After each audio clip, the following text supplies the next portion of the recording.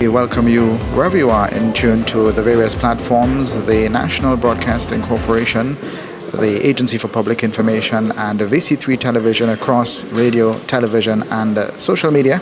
And we welcome you to Government House once more. And the last time we were here was, I believe, several months ago when we had a royal visit.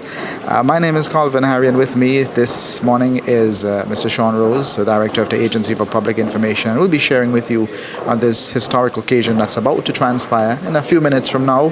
And we'd love that you can stay with us and follow as we bring you this coverage from Government House. Good morning to you, Sean, and welcome back to the broadcast. Thank you so much, and good morning to our viewers. It's great having you.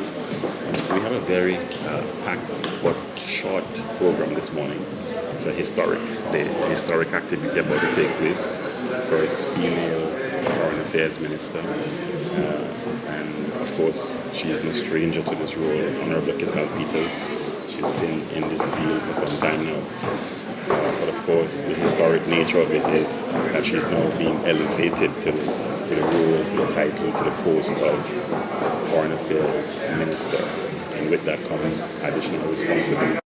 And certainly with that additional responsibility or responsibilities comes even more attention on the person that we are speaking of this morning. And Calvin, we have someone who works in the ministry who's willing to share with us very quickly. As you may notice, viewers around us, folks are getting ready. We have already in the hall Prime Minister Dr. Al Gonsalves and other members of his cabinet, and across you can see a group shot of family and friends with Honorable Keisal Peters and the Prime Minister, and other folks are jostling and moving around, shifting just to get into that photo.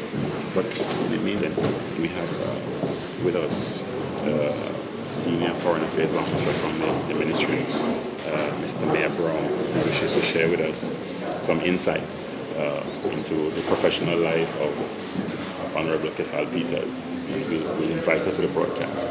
Yes. Good morning. Thank you for having me. Thank you for having me, and Colin so graciously allowed you to have his mic for a minute or two just to share with us the Keisal Peters that many of us may not necessarily know professionally, although we see her in the spotlight all the time. Give us your thoughts. Well, first and foremost, it's such a historic occasion in St. Vincent and the Grenadines. What we have today is the swearing in of the first foreign minister in the history of St. Vincent and the Grenadines, and first female foreign minister in the history of St. Vincent and the Grenadines. So it's a very special occasion for me from a professional standpoint, and also as a woman. Working with her in the foreign ministry has been quite a journey, and what we appreciate most is her strong advocacy on issues that redound to the benefit for many Vincentians. And we know that she has represented locally, regionally, and internationally in the bilateral fora, in the multilateral fora, and she has been doing an excellent job, which explains the strong show of support here today by the Ministry of Foreign Affairs and Foreign Trade. So we really look forward to working with her continually now that she would be officially sworn in as the first female Foreign Minister of St. Vincent and the Grenadines. Thank you so much, Ms. Brown. No problem. You. Again, we have a tight program. We're going to invite Calvin to rejoin the broadcast. Thank you so much, Ms. Brown. Yes. An inside look, so to speak. A view from within. A view from within. A view from within. But the important part of this function today, and it was mentioned by you and by Tamira, is that this is the first female foreign minister that we're having.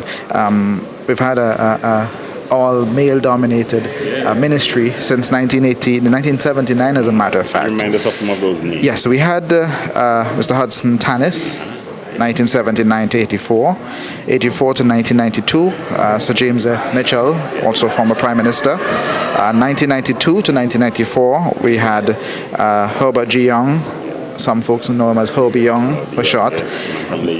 1994 to 1998, we had Mr. Alpian R. Allen. 1998 to 2001, Alan C. Cruikshank. 2001 to 2005, Sir Louis Straker. 2005, for that year, we had Michael Brown as the foreign minister, just for that year. 2005 to 2010, Sir Louis Straker once more came back to take up foreign minister duties. 2010 to 2013, Dr. Douglas Slater took up that capacity. He also took up that capacity for those few years. 2013 to 2015, the Honorable Camilo Gonzalez. And 2015 to 2020, we had another stint by Sir Louis Straker. And 2020 to this point, Prime Minister Dr. the Honorable Ralph Gonzalez. And in a few minutes after the instruments are signed and the swearing is done, then we'll have the drum roll, and Senator Keisal Peters will officially become Minister responsible for Foreign Affairs and Foreign Trade. It's certainly going to be an interesting exercise here this morning. Of course, viewers, we are paying attention to what's happening behind us as we observe. We're still having some photo moments.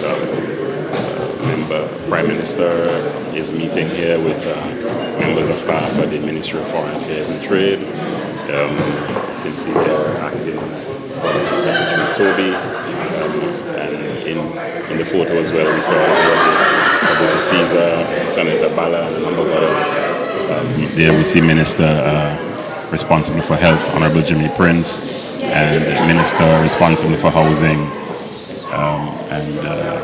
yes, we're noting all smiles this morning. Central Leeward Representative, yes. And there seems to be more added as the camera moves around, I can see.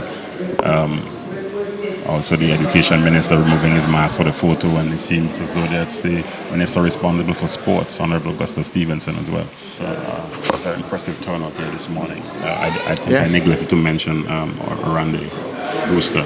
Yes, the Honorable Randy Brewster is also here. Yes. And we see Major Philip Cambridge, who came just a moment ago to provide us with an update as to the start of the ceremony. We expected to begin shortly, just a few minutes in terms of the delay. We were expected to start the ceremony at 10 o'clock, but we were notified that there'll be just a slight delay in the start of the proceedings.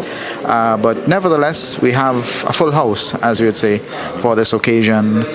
An event that doesn't happen very often.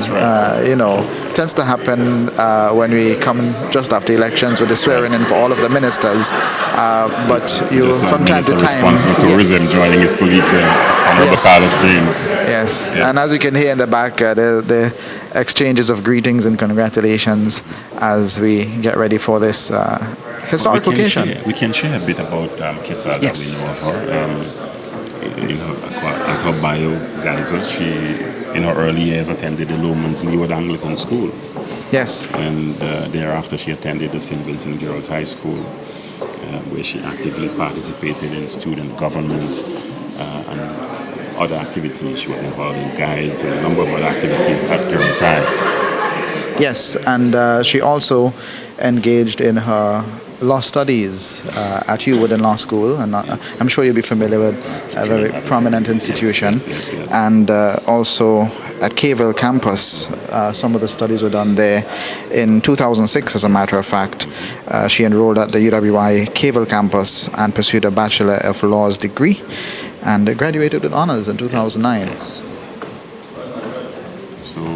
While pursuing her studies, we noted that she was elected president of the St. Vincent and the Grenadines Student Association at Keisal. Yes. And in 2011, she then completed her legal professional training